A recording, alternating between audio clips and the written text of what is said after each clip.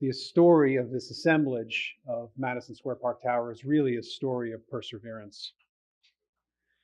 So the project began in late 2006 when I was asked by a colleague who was living a cooperative at 33 East 22nd Street that you see there in yellow if I had known anything about air rights, to which I said, of course, with confidence, even though the only deal I had ever done involving air rights crashed and burned in spectacular fashion.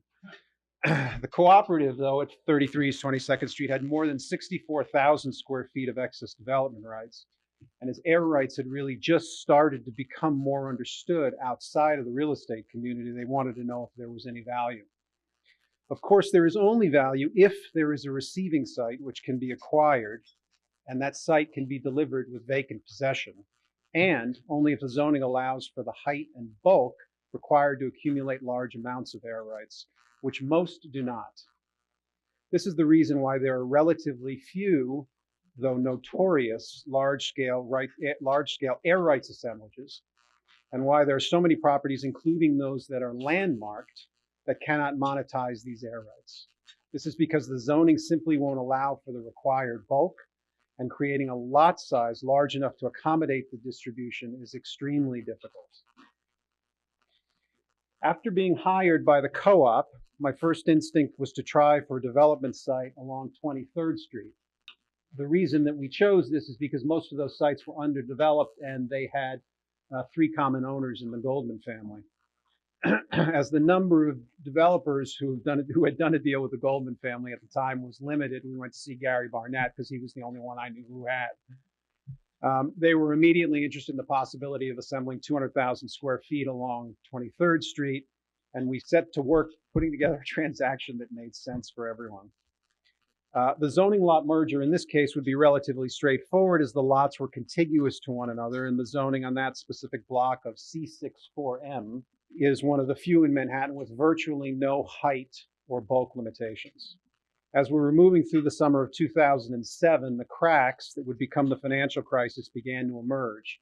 And at the end of July, the Bear Stearns funds that invested in securities backed by subprime mortgages were liquidated.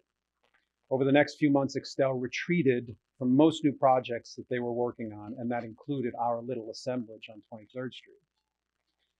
At the end of 2007, as the crisis was deepening, most everything we were working on came to a halt, and I made the decision that I would use the time in pursuit of one of my dreams, which was to do charity work in Africa. So I resigned and spent the better part of the next 4 years working on the continent, helping entrepreneurs develop small businesses in some of the worst slums in East Africa. And I also learned never to grow a goatee.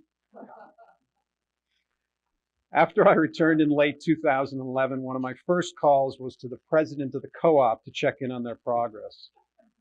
They had been approached by a developer with the idea of building on a steel plate on top of their existing building and reinforcing through the existing apartments, which you remember. That idea was just absurd enough to convince them to hire me again and pursue another alternative.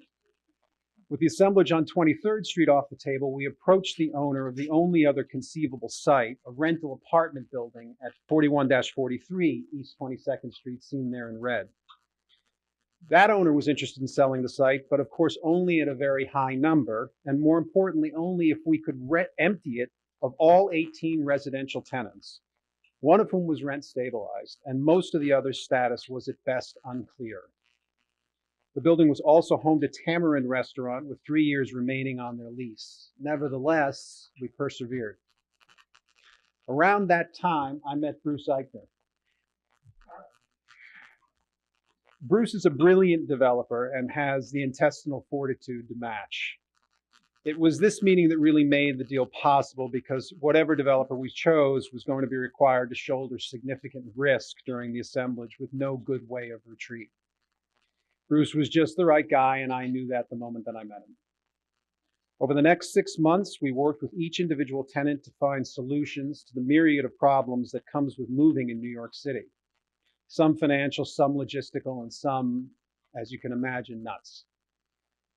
The most satisfying was that of the single rent-controlled tenant, George Cohen, a former entertainer for the Army during World War II, who used to go around to the troops all over Europe and put on song and dance performances. a really fabulous and interesting guy. And he lived on the 5th floor of that apartment for decades. In order to get him to leave, we were able to negotiate for him a fully renovated and handicap accessible 1,200 square foot apartment at 33 East 22nd Street, which was an elevated building, which meant he didn't have to walk up and down the stairs anymore, in which he would live rent-free for the rest of his life. In addition, Mr. Cohen would receive monthly payments of $1,000 for the remainder of his life. And this is someone who had lived on $850 a month for years and years and years. That was a bit of good karma that we would need as we moved along.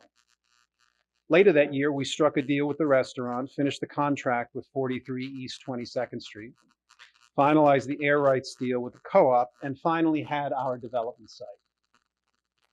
The only question that remained was how large could the development become? There were any number of properties with excess development rights on the block, but who would be a seller and how to connect them, while managing the feelings of hundreds in the neighborhood who were naturally intimidated at the prospect of a project on this scale. As there had been rumors of an additional building being considered directly behind 1 Madison, using some of the remaining air rights on the block, we decided to move westerly and to move quickly. We began at 29 East 22nd Street, shown in green, a building that is overbuilt by today's zoning, which actually meant we would lose 5,000 square feet of FAR in the process. For this privilege, we were charged in excess of $1 million. Following that, we moved to the condominium at 27 East 22nd Street. This negotiation was relatively easy until we had an accepted term sheet when we suddenly found out that the condo had half as many air rights as the city's website had indicated. Needless to say, this did not go over well at the board meeting, as the owners just had their shares cut in half. But we persevered. After much explanation and renegotiation, we were able to strike a deal and move on to 25 East 22nd Street, where we were able to secure the final piece of the 22nd Street side in a relatively uncomplicated fashion. Along the 23rd Street side of the block, we encountered much stiffer resistance from the property owners. However, we were able to secure the air rights at 23 East 22nd Street. That entire deal was negotiated in the vestibule of the building, where the owner in his bare feet and underwear, thus earning the nickname Barefoot Dave. Eventually, we were able to acquire the parcel at 45 East 22nd Street, when the owner realized that his 4-story building was about to be wedged between an 800-foot tall building and a 175-foot tall building. The final piece of the puzzle was the inclusionary housing components. The development site C6 Forum zoning qualified it for an inclusionary housing bonus for an increase of FAR of 20%. This was particularly significant in our example, as the total size of the merged development site that you see there was in excess of 31,000 square feet. So a 20% bonus in FAR meant adding more than 62,000 square feet to the total development. Over the next several months, we identified a number of sites on which to construct that development and a developer, Saul Archer of the Archer Companies. Many of you probably know Saul.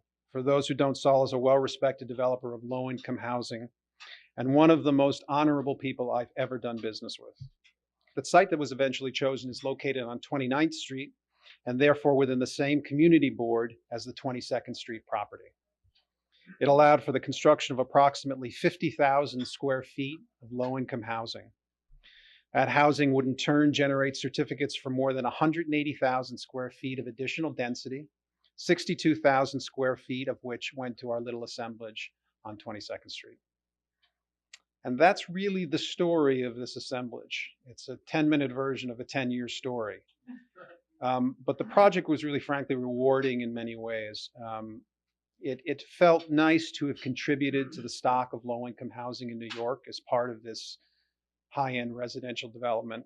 I was really honored to have treated George Cohen the way that we did, and to have treated him with dignity.